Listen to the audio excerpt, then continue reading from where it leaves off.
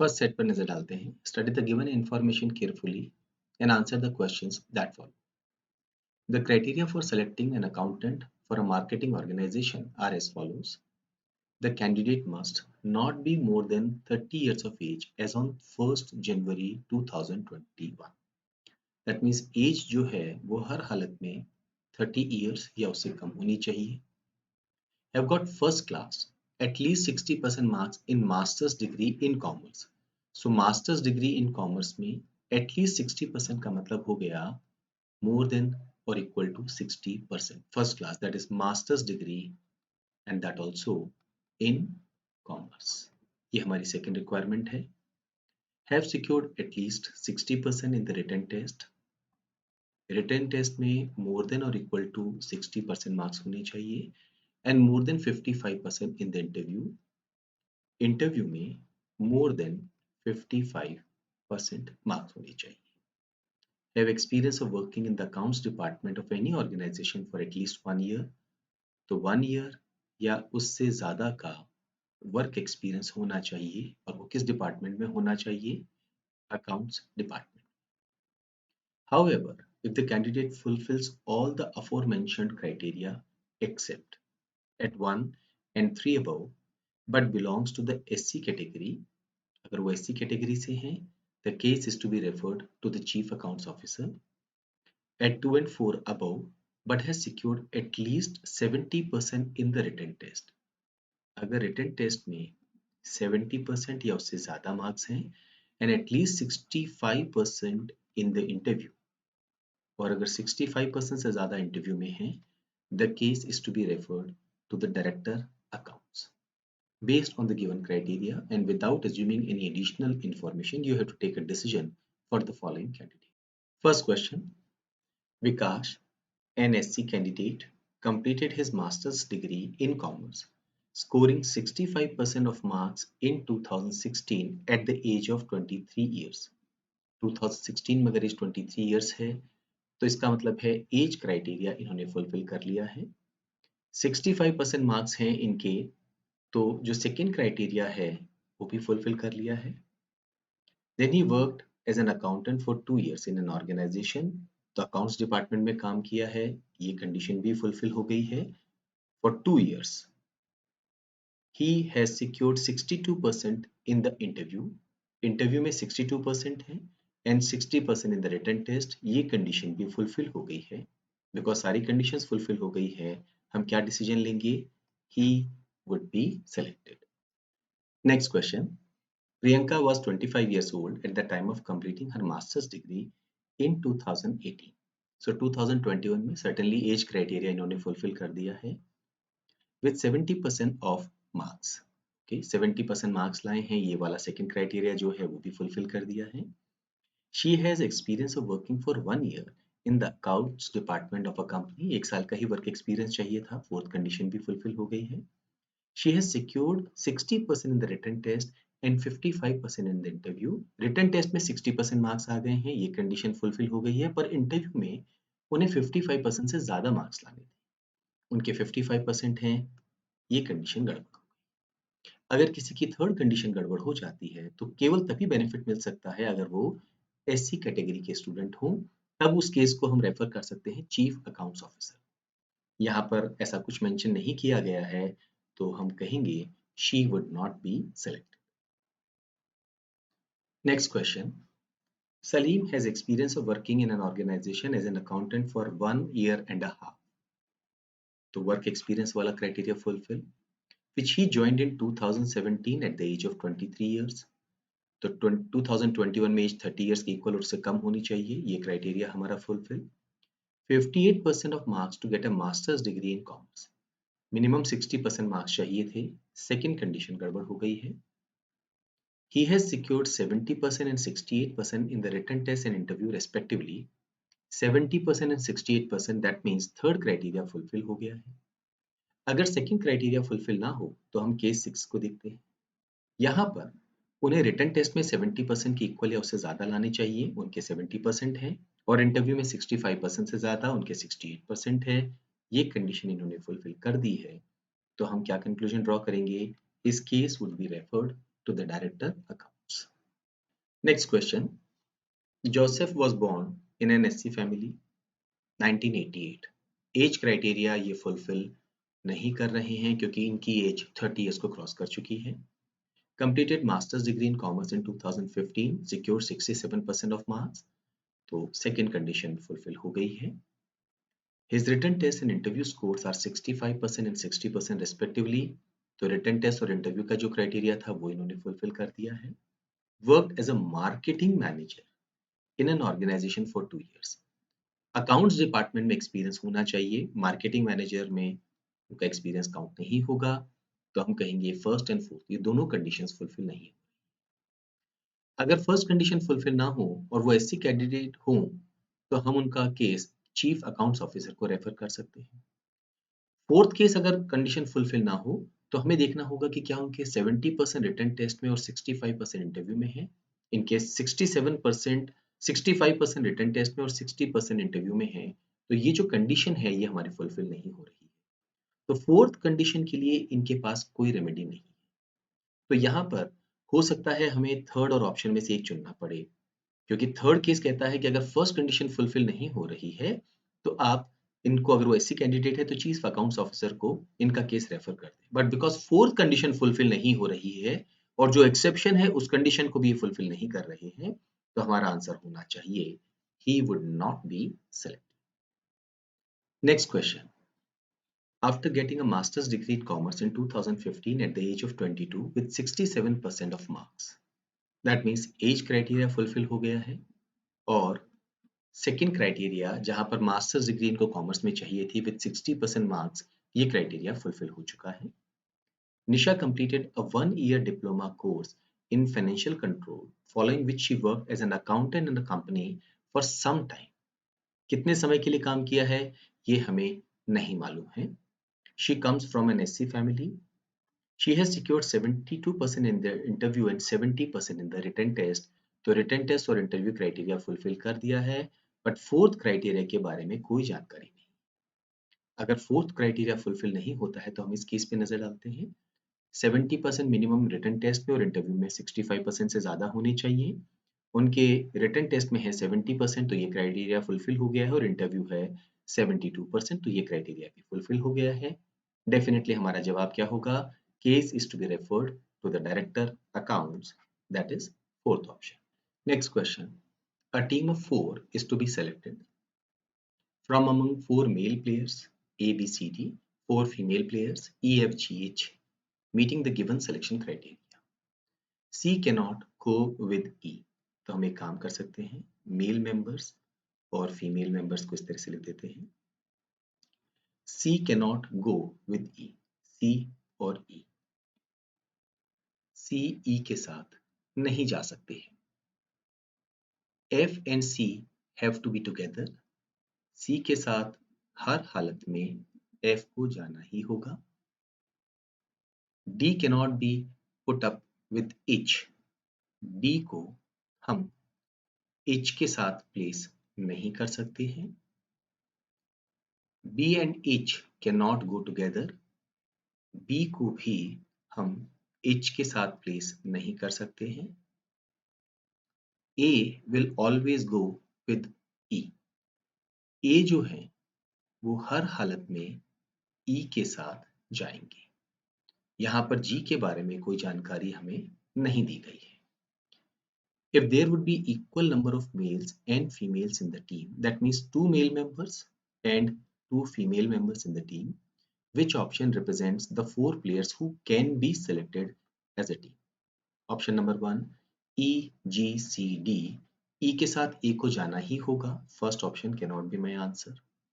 A के साथ E को जाना ही होगा, second option cannot be my answer.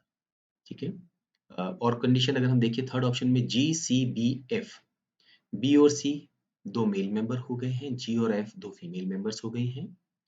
G के साथ कोई रेस्ट्रिक्शन नहीं है, C के साथ E नहीं जाने चाहिए और F हर हालत में जाने चाहिए, ये भी जा रहे हैं। B के साथ में H नहीं जाने चाहिए, नहीं जा रहे हैं। थर्ड ऑप्शन हमारे इस क्वेश्चन का आंसर होगा। अगर हम फोर्थ ऑप्शन पे नजर डालते हैं, E, A, G, H, यहाँ पर मेल मेंबर सिर्फ एक ही हैं, A, बाकी ई जी एच 3 फीमेल मेंबर्स हैं, ये अलाउड नहीं है। सो हमारा आंसर होगा third option. Next question, a team of 4 is to be selected from among 4 Indian cricketers PQRS and 4 foreign cricketers WXYZ meeting the given selection criteria। तो यहाँ पर हैं इंडियन क्रिकेटर्स और दूसरा है foreign cricketers. P and Y cannot be selected together। P एक Indian cricketer है और Y एक फॉरेन क्रिकेटर है, इन्हें साथ में सिलेक्शन नहीं किया जा सकता। If R is selected, X will also be selected and vice versa। तो R अगर हमने सेलेक्ट किया है तो हमें X को सेलेक्ट करना ही पड़ेगा and vice versa. Z and R cannot go together। Okay, तो R के साथ हम किसी भी हालत में Z को सेलेक्ट नहीं करेंगे। S and W will always be together। S के साथ हर हालत में हमें W को लेना ही होगा। Q cannot be put with Z।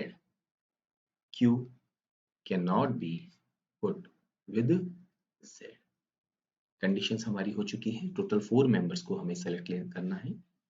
If there would be equal number of Indian and foreign cricketers in the team, that means Indian भी हमें 2 लेने हैं, फॉरेन क्रिकेटर्स भी हमें 2 लेने हैं। Which option represents the 4 cricketers who can be selected as a team. Normally इस तरह के क्वेश्चंस में हमेशा लास्ट से मूव करना पसंद करता हूं। Q R Y X, Q और आर 2 मेल मेंबर्स हैं, वाई और एक्स 2 फीमेल हैं। Y को लेंगे तो P को नहीं लेना है, हमने नहीं लिया है। X को लिया है तो R को लेना ही पड़ेगा, हमने X के साथ डेफिनेटली R को लिया। R के साथ हम किसी भी हालत में Z को नहीं ले सकते, हमने नहीं लिया है। और Q के साथ भी हम Z को नहीं ले सकते, हमने नहीं लिया है। सारी कंडीशंस फुलफिल है। फोर्थ ऑप्शन हमारा आंसर होगा। हम बाकी 3 ऑप्शंस को रिजेक्ट कर सकते हैं। अगर हम फर्स्ट ऑप्शन पे नजर डालते हैं, S Y R W, R यहाँ पर है, एस यहाँ पर है, तो 2 इंडियन हैं और बाकी डब्ल्यू और वाई फॉरेन मेंबर्स हैं। रेस्ट्रिक्शन देखते हैं, डब्ल्यू के साथ एस को आना ही होगा, डब्ल्यू के साथ एस आ रहे हैं। आर के साथ एक्स को आना होगा, आर के साथ एक्स नहीं आ रहे हैं। First option can not be the answer. Q W P S, S के साथ डब्ल्यू को आना पड़ेगा जो यहाँ पर हैं, ठीक है। व्हाट अबाउट पी, पी के साथ वाई को नहीं आना पड़ेगा, नहीं आ रहे हैं। Q के साथ में Z को नहीं आना है, नहीं आ रहे हैं। लेकिन दिक्कत एक हो गई यहाँ पर, Q, P और S ये 3 इंडियन क्रिकेटर हो गए, हमें सिर्फ 2 चाहिए। सेकेंड ऑप्शन आंसर नहीं होगा। X, R, Z, P, again 2 Indian cricketers हैं और 2 फॉरेन क्रिकेटर्स हैं। कंडीशन फुलफिल है फर्स्ट वाली। P के साथ Y नहीं आना चाहिए, नहीं आ रहे हैं। R के साथ X को हर हालत में आना होगा, बिल्कुल आ रहे हैं, पर R के साथ Z नहीं आ सकते हैं जबकि यहाँ आ रहे हैं। ये हमारा आंसर नहीं होगा। Next question, B, D, F, G and H are sitting in a row facing north। F is sitting to the immediate left of D। जहां पर D बैठे हैं उनके immediate left में कौन बैठे हैं? F। There are 2 persons sitting between D and G। 2 possibilities हमारे पास में, एक हम G को इधर प्लेस कर दें और दूसरे केस में हम 2 पर्सन्स और G को यहां पर प्लेस कर दें। B sitting adjacent to G and to the immediate left of F।